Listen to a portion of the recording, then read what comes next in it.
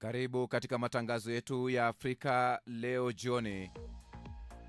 Kutoka idhaa hii ya Kiswahili Radio Fortune Africa tumekuandalia mengi, ikiwa ni pamoja na watawala wa kijeshi nchini Mali wafuta vyama vyote vya kisiasa, mamia ya watu wamekamatwa na M23 katika uvamizi uliozua utata, Ujerumani yamkamata aliyejitangaza mfalme na kupiga marufuku kundi lake lenye msimamo mkali, msaidizi wa rais wa zamani wa Marekani Joe Biden ajibu kitabu kinachodai walificha kudhoofika kimwili kwa rais wa zamani huyo, familia za waathiriwa wa ajali ya ndege za wasilisha malalamiko,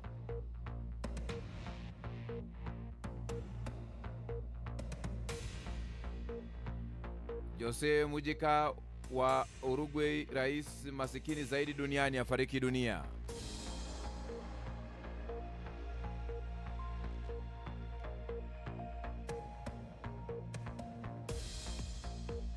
Naam, na tumai ubweri wafya pote pale ulipo duniani. Kwa moyo mkunjufu na mikono miwili, ujambo na karibu kwenye taarifa yetu ya habari Afrika leo jioni, kutoka idhaa hii ya Kiswahili Radio Fortune Africa. Jina langu ni Kantona Joseph.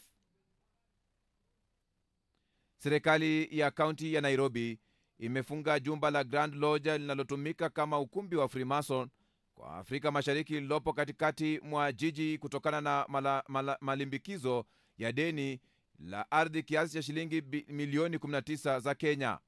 Operesheni ya utekelezaji hiyo iliongozwa na afisa wa afya Susan Silantoi, afisa mkuu wa ofisi ya gavana Priscilla Mahinda na afisa mkuu wa makazi Lydia Madhia. Ni sehemu ya kampeni pana ya kaunti inayolenga wale wanaokiuka viwango vya mapato katika mji mkuu. Kulingana na maafisa wa kaunti ya Nairobi, ukumbi wa Freemason umefungwa kufuatia taratibu zinazofaa, ikiwa ni pamoja na utoaji wa nyaraka za mahitaji na maonyo ya umma. Afisa mkuu Lydia Madhia alibainisha kuwa ingawa utekelezaji huo unaweza kuwasumbua wapangaji, sheria inaruhusu kaunti kukatiza huduma kwa wamiliki wa mali wasiofuata sheria. Wizara ya afya huko Gaza imesema kuwa idadi ya watu walioaga dunia wanaowasili hospitalini tangu alfajiri ya kuamkia leo imefikia watu 70 kufuatia mashambulio ya anga yanayoendelea na Israeli kwenye ukanda huo wa Gaza. Makumi wengine wamejeruhiwa. Hospitali ya Indonesia imeripoti kuwa watoto 22 na wanawake 15 ni miongoni mwa waliofariki dunia baada ya nyumba kadhaa kushambuliwa kwa mabomu huko Jabalia na kambi yake. Wizara hiyo imesema kuwa idadi kadhaa ya waathiriwa bado wako chini ya vifusi na mitaani, na kwamba ambulensi na wafanyakazi wa ulinzi wa raia hawawezi kuwafikia. Mashambulio hayo yametokea siku moja tu baada ya shambulio la anga la Israeli kulenga kile ambacho jeshi limeelezea kuwa ni ngome ya chini ya ardhini ya Hamas huko Khan Yunis, kusini mwa ukanda wa Gaza, na kuwaua makumi ya watu.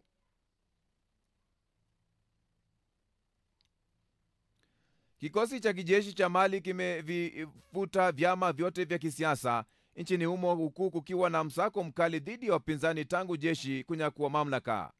Uamuzi huo unaodhibitiwa na kiongozi wa kijeshi Assimi Goita, ambaye alichukua mamlaka baada ya mapinduzi mwaka 2020 na 2021, na anatazamiwa kusalia madarakani kwa angalau miaka 4 au 5 licha ya kuahidi kufanya uchaguzi. Hatua hiyo inatarajiwa kuibua upinzani mpya wa vyama vya kisiasa ambavyo vimekuwa vikidai nchi hiyo irejee kwenye utawala wa kidemokrasia. Tangu mwaka jana, mamlaka ya kijeshi yamezidisha ukandamizaji wa shughuli za kisiasa.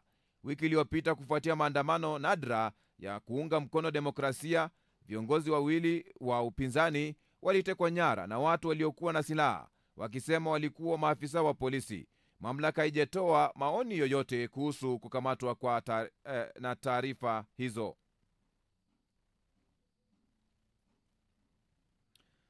Mtangazaji wa zamani wa BBC idhaa ya Kiswahili Charles Martin Hillary amezikwa Jumatano hii kwao Zanzibar baada ya kufariki dunia.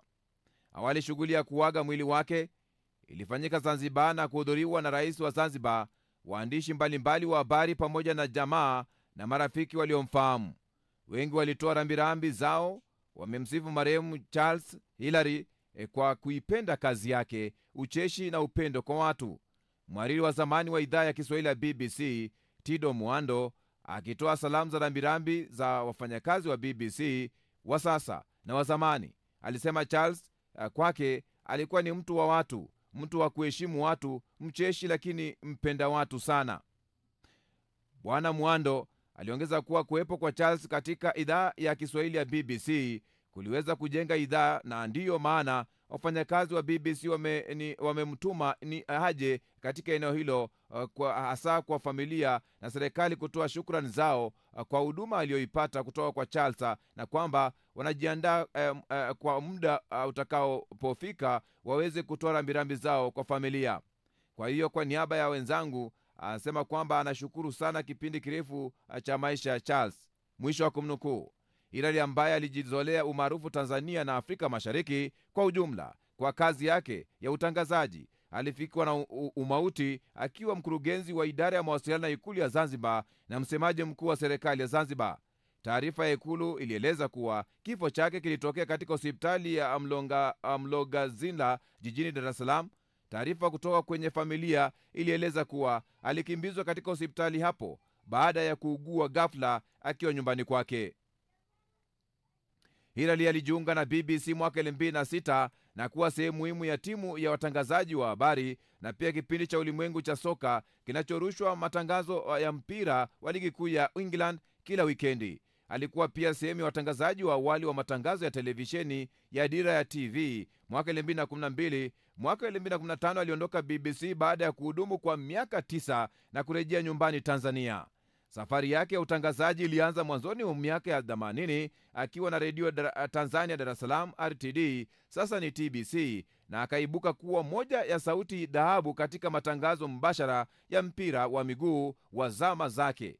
Mwaka 1994 alikuwa mmoja wa watangazaji waandamizi walioanzisha stesheni ya Radio 1 Stereo jijini Dar es Salaam. Akiwa hapo akapata jina lake maarufu la mzee wa charanga kutokana na umaarufu wa kipindi cha muziki cha charanga ambacho alikuwa akitangaza. Aliondoka Radio 1 na kujiunga na idhaa ya Kiswahili ya DW nchini Ujerumani mwaka 2003 na alijiunga na BBC akitokea huko. Aliporudi Tanzania alijiunga na Azam TV mwaka 2015 hadi kufikia alipoteuliwa kuwa msemaji wa Ikulu ya Zanzibar mwaka 2021.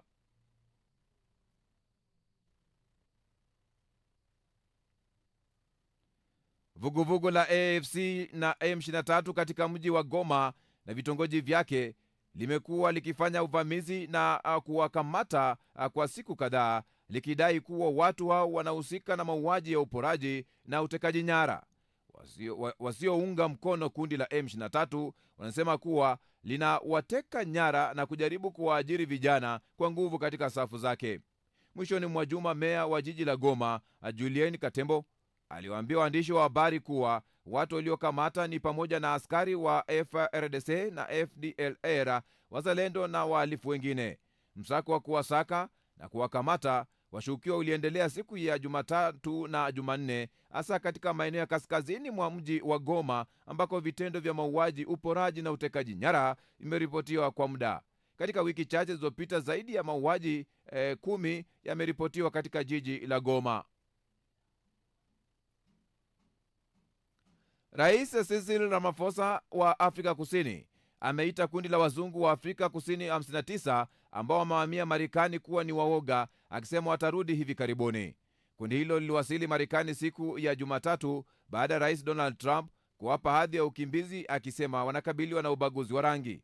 Rais Ramaphosa amesema wale wanaotaka kuondoka hawakufurahishwa na juhudi za kushughulikia ukosefu wa usawa wa utawala wa kibaguzi uliopita, akitaja hatua ya kuhama kuwa wakati wa huzuni kwao. Trump na mshirika wake wa karibu Elon Musk, mzaliwa wa Afrika Kusini, wamesema kulikuwa na mauaji ya halaiki ya wakulima wa kizungu nchini Afrika Kusini, madai ambayo yamepuuzwa. Marekani pia imeishitumu serikali ya Afrika Kusini kwa kunyakua ardhi kutoka kwa wakulima wazungu bila kulipa fidia.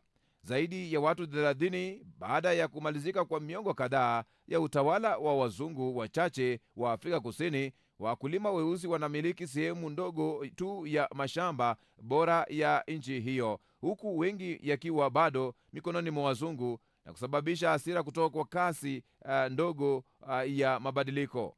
Mnamo mwezi Januari, Rais Ramaphosa alitia saini sheria yenye utata inayoruhusu serikali kutoa ardhi inayomilikiwa na watu binafsi bila kulipwa fidia katika hali fulani, wakati inachukuliwa kuwa sawa na kwa maslahi ya umma. Aliyejitangaza mfalme wa Ujerumani na watawala wake watatu wamekamatwa na kundi lao kupigwa marufuku kwa kujaribu kupindua serikali. Peter Fetzek, miaka 59, alikuwa miongoni mwa wale waliokamatwa katika uvamizi wa asubuhi kwenye majimbo 7 jimbo siku ya Jumanne, ambaye alihusisha takribani maafisa 800 wa usalama. Serikali imepiga marufuku kikundi cha Reichsbürger au raia wa Reich ambao wanataka kuanzisha Königreich Deutschland au ufalme wa Ujerumani.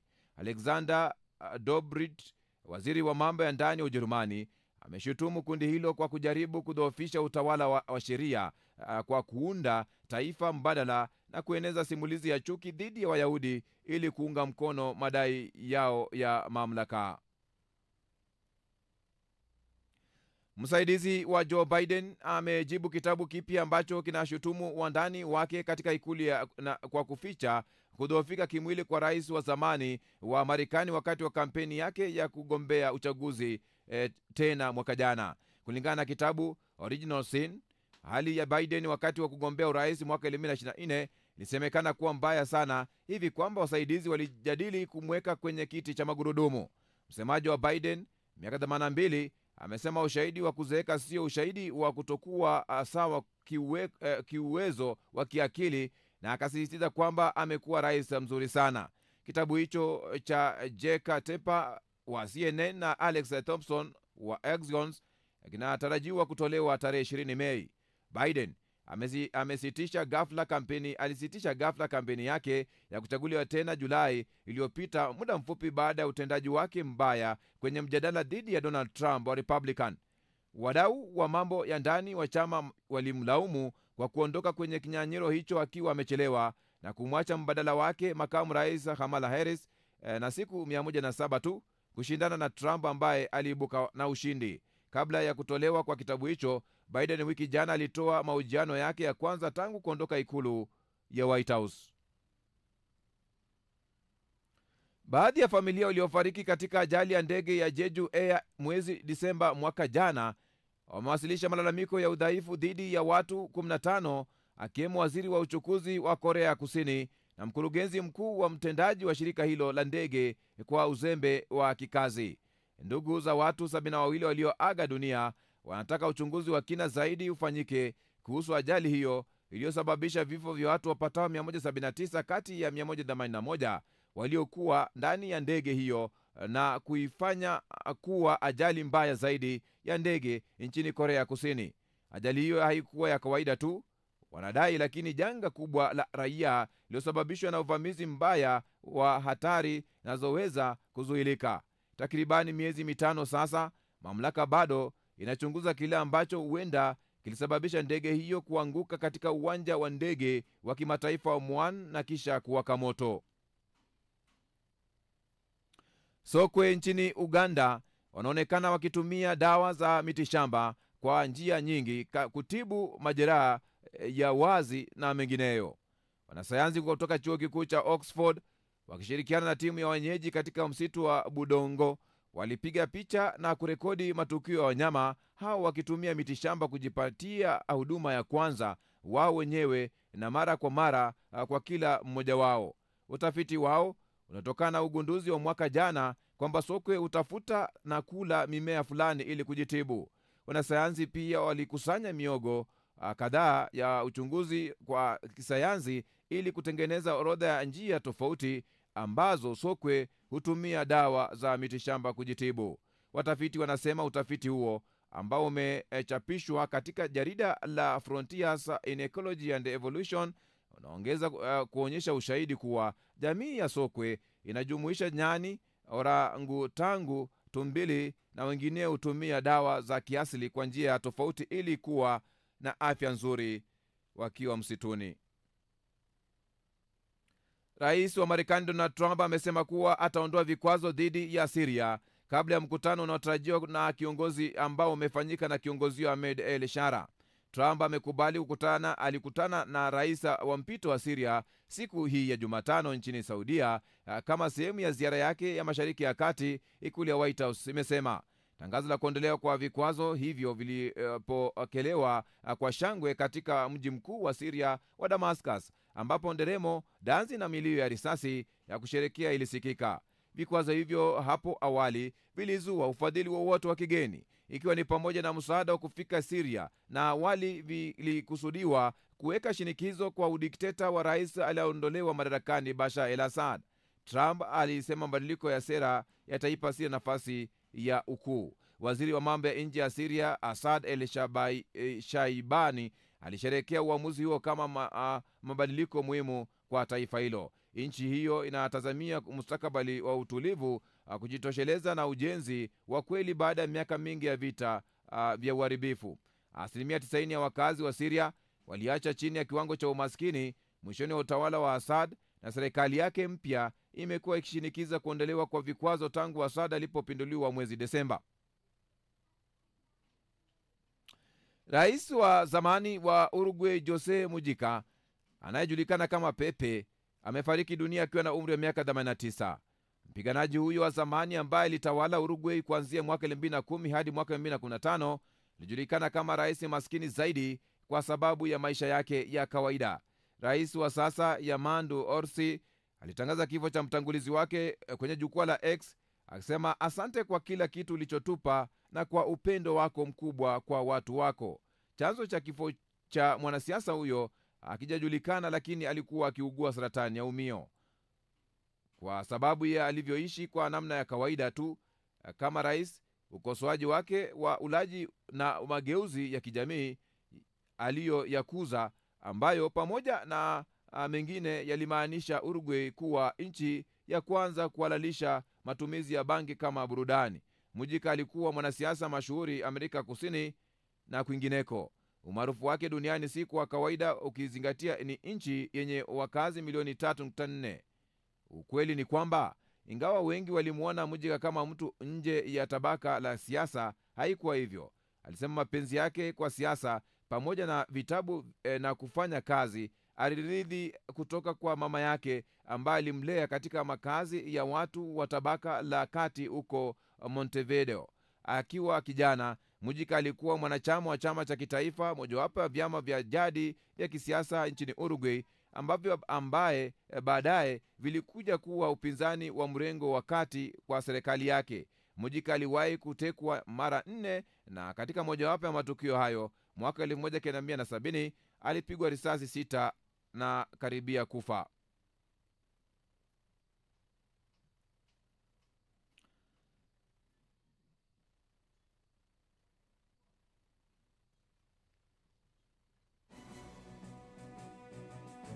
Ni taarifa ya habari kutoka idhaa hii ya Kiswahili ya Radio Fortune Africa.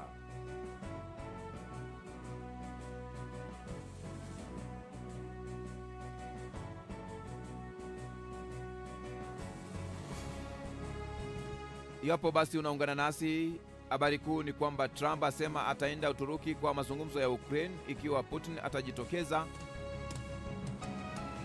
Kansela wa Ujerumani hapa kuimarisha tena uchumi wa Ujerumani. Tume ya uchaguzi ya Zanzibar ZEC yatangaza kupunguza ada kwa wanawake wanaotaka kugombea nafasi za uongozi.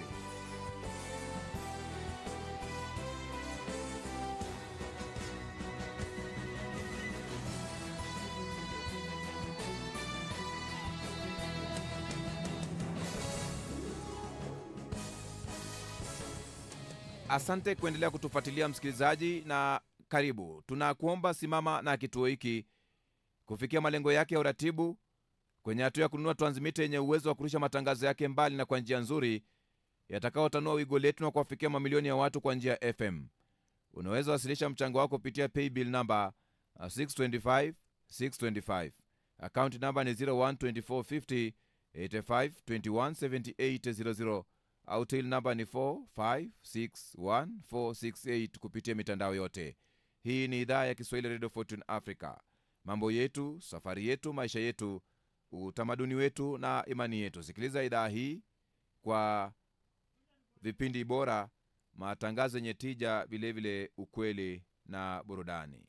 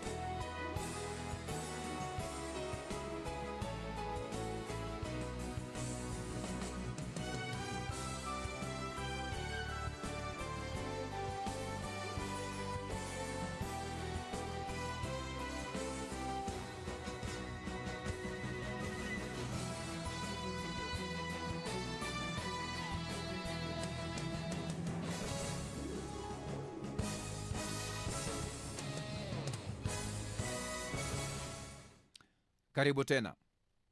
Wakati hotuba yake akitoa kansela wa Ujerumani ambaye ni Merz ahidi kuimarisha usalama, mshikamano na maendeleo. Akitoa hotuba yake ya kwanza katika bunge la Ujerumani, Bundestag mjini Berlin, leo Jumatano, kansela Merz amesema ili kuyafikia haya pana haja ya kuzibadili sera katika maeneo mengi. Serikali mpya ya Merz inavijumuisha vyama vya Christian Democratic Union CDU, Christian Social Union CSU na chama cha Social Democratic SPD. Merz amesema watafanya kila wawezalo kurudisha uchumi wa Ujerumani kwenye njia ya kukua, kuimarisha miundombinu ya nchi na kupunguza viwango vya kodi vya mashirika.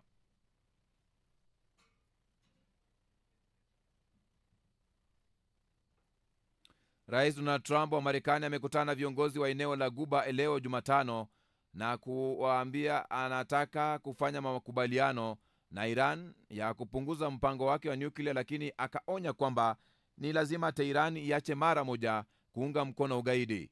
Trump amesema hayo kwenye mkutano wa viongozi wa Baraza la Ushirikiano wa Mataifa ya Guba GCC ulioandaliwa na mwanamfalme wa Saudia Mohammed bin Salman mjini Riyadh.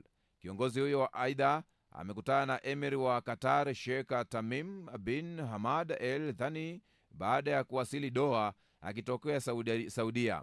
Kwenye ziara hiyo, Qatar inatarajiwa kutangaza uwekezaji wa mabilioni ya pesa ya dola nchini Marekani. Hii ni mara ya kwanza kwa rais wa Marekani kutembea Qatar tangu mwaka 2001.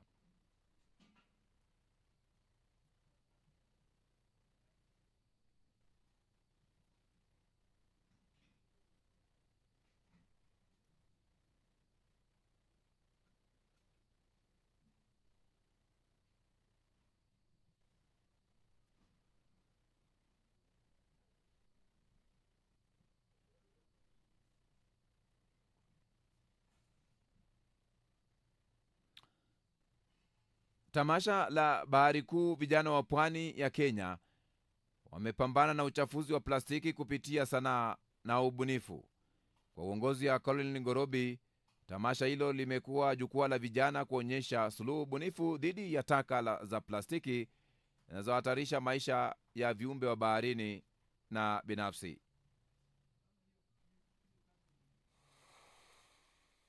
Kila siku kiasi sawa cha malori 2,000 ya kuzoa taka yaliyojaa plastiki hutupwa baharini, mito na maziwa kote duniani, kwa mjibu wa shirika la mazingira la UNEP. Lakini hata hivyo, kero hili la plastiki limewavutia vijana kutoka pwani ya Kenya kutafuta suluhu. Suluhu ambalo ndilo chimbuko la tamasha la Bahari Huru linaloongozwa na Karo Ngorobi. Plastiki nyingi ambayo yatupwa huku kwa island, nyingi yafika baharini. Lakini jamii haijui madhara ya hii plastiki. Ni kunywa maji, ni tupe chupa, hajui madhara yake na vile yanaathiri labda viumbe vya baharini. Kwa hivyo tukasema acha tuchukue hii information, tutengeze sanaa.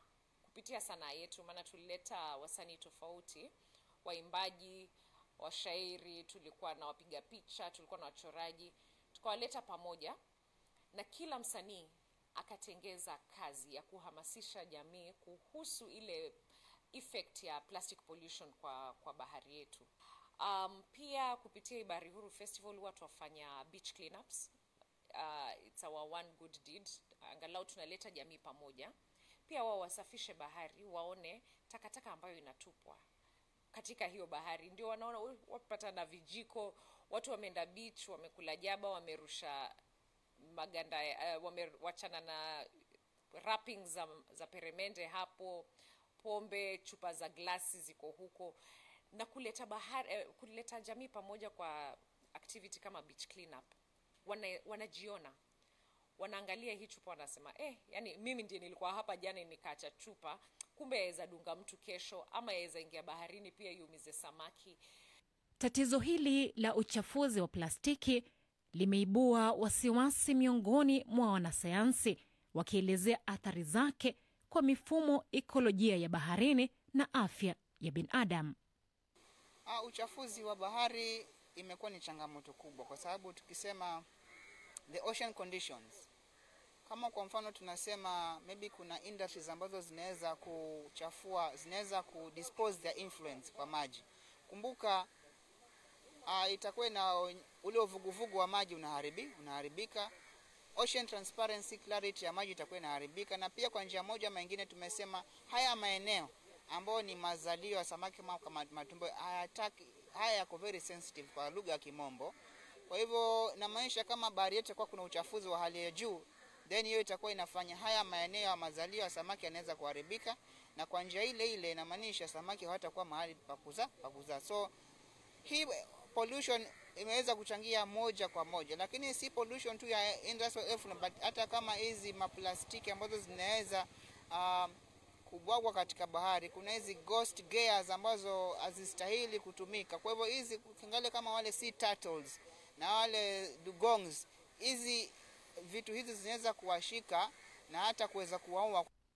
Taka za plastiki sio zile tu za kunywa maji, mirija, bali hata mabango yanayotengenezwa kupitia plastiki. Vijana pia kutoka pwani akiwemo Jeremiah Mumbi anakusanya mabaki ya mabango na taka zingine za plastiki, wanazichakata na kutengeneza vitu tofauti yakiwemo mabegi. Huwa nina siku maalum ya kukusanya hizo banners. So kwa kalenda yangu ya wiki nahakikisha kwamba kwa wiki mara moja au mara mbili naenda kuangalia banners kwa wale watu ambao wanafanya printing. Sababu tulikuja tukagundua kwamba wao kuna zile waste mingi waga wanakuwa nazo pale. So waga napitia huko, na pia siku za Jumamosi pia huwa natenga muda wangu napitia maeneo ya baharini, maana upo uchafu mwingi ambao huwa unatupwa katika bahari. So inabidi pia niende huko nipite, nikipata bana na ibeba. Hii bana mnaoiona hapa niliokota katika ufuo wa bahari nilipokuwa katika shughuli zangu za kwenda kuangalia waste. So niliweza kupata hii, na sasa hii nimeileta hapa, lakini zipo shughuli mingi za kufanya ndo ili tuende kwa final product. So bana kama hii lazima ioshwe kwanza, ipimwe kwanza na fundi wetu Omari, aikate into different pieces, alafu ndo tupate final product. Mapendekezo ambayo yametolewa na wataalam ni kuchakata plastiki, lakini pia kupunguza matumizi ya plastiki zinazotumiwa mara moja na kutupwa. Plastiki ni mwizi. Wanakuja milioni 8 kwetu baharini kila siku wanakaa.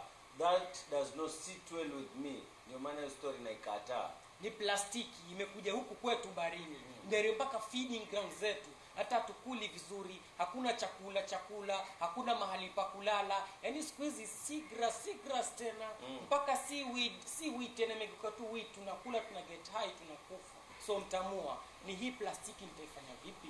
Lakini mnaweza kutumia zaidi, mnaweza ku recycle, mnaweza kutumia tena ukatengeneza kitu kingine tena ikazidi kukusaidia. Reuse hiyo plastiki yako, unaweza kutumia tena na tena na tena, ni ngumu sana kuharibika.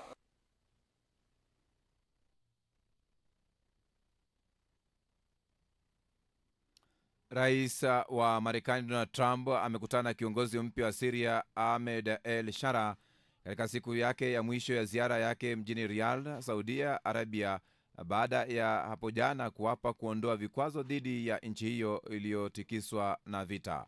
Akizungumza mjini Riyadh, Trump amemtaka Shara kurekebisha uhusiano kati yake na Syria na Israel, ambayo imekuwa na wasiwasi na kiongozi huyo kwa sababu za uhusiano wake wa zamani na kundi la kigaidi la Al-Qaeda.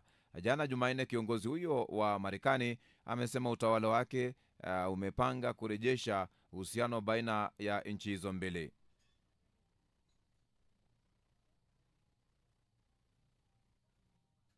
Shirika la ndege la Rwanda Air limetangaza mpango wa kupanua biashara yake kwenye nchi Afrika Mashariki na Kusini.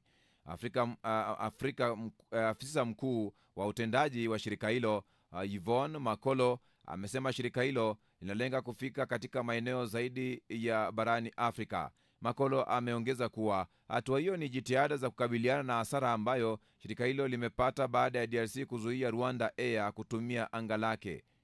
Shirika la Rwanda Air sasa litafanya safari zake kwenda Mombasa, pwani ya Kenya na Zanzibar.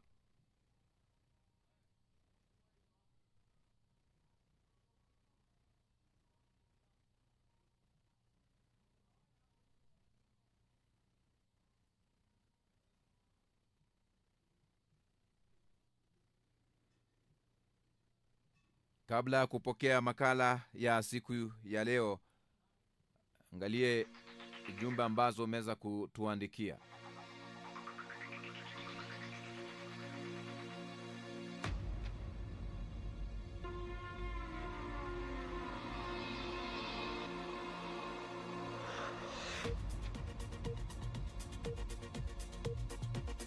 Daniel Mune Zero anasema uhusiano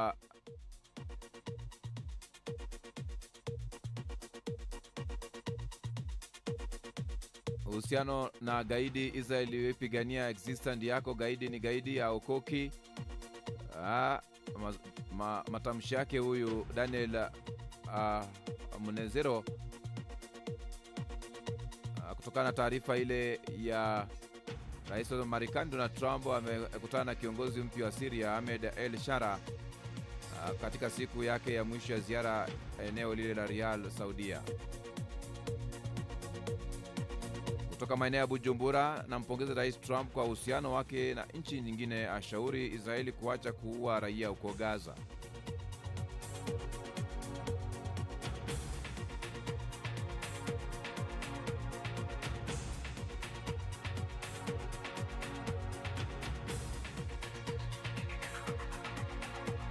Amos David, kwa nini wachukue mkopo benki?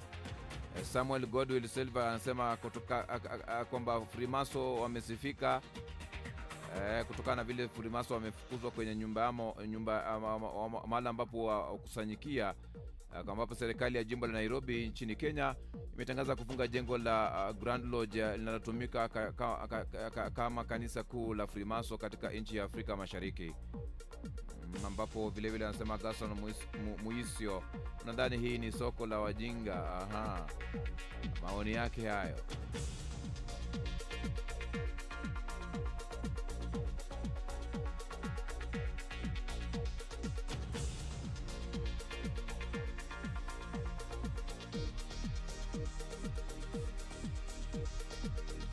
Young Boy anasema Nakuru Maunaro Kenya, niko nanyi hadi tamati na kupata vizuri sana.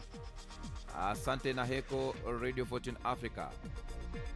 Pascal Mihambo kutoka Igondai pali Vizega anasema sijawahi kuacha kusikiliza Radio 14 Africa, tuko pamoja. Mako Molo na wapata vizuri nikiwa Wangusu Bondo, kaunti ya Siaya, Kenya. Asante sana.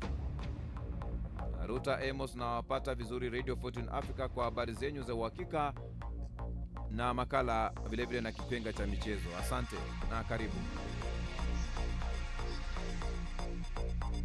Selegando Mudikala wa Mozambique anasema kwamba Radio Fortune Africa sauti yenyu inasikika vizuri. Asante sana. Asante sana Selegando.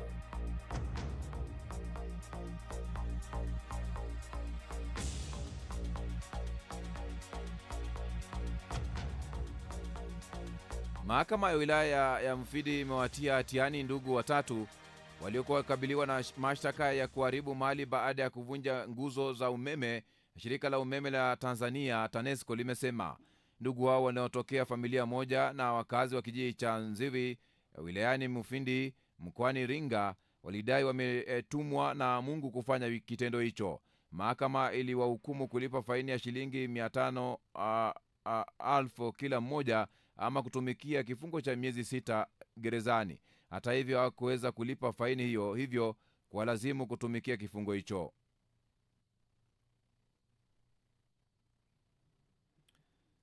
Muda huu basi nina kuomba uniruhusu nichukue mapumziko ili uweze kupokea makala ya leo.